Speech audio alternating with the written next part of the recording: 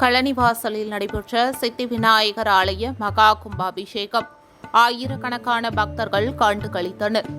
மயிலாடுதுறை மாவட்டம் குத்தாலம் தாலுகாவில் அமைந்துள்ளது கழனிவாசல். இங்கு சித்தி விநாயகர் ஆலய மகா கும்பாபிஷேகம் சீரும் சிறப்புமாக நடைபெற்றது.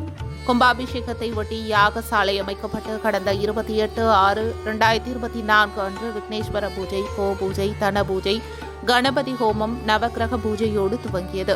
கடந்த 2 நாட்களாக யாகசாலையில் அமைக்கப்பட்டு இருந்த புனித நீர் கடங்களுக்கு வேத விற்பனர்களால் 4 கால பூஜை நடைபெற்றது. இதையொட்டி 4ஆம் காலம் முடிவுற்று பூரண ஆகுதி நடைபெற்றது.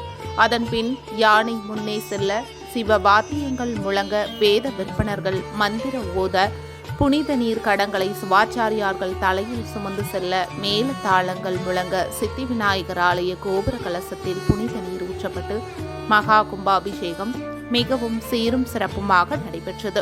இந்த கும்பாபிஷேகத்தை ஆயிரக்கணக்கான பக்தர்கள் கண்டு களித்து சித்தி விநாயகரின் அருளை பெற்றனர்.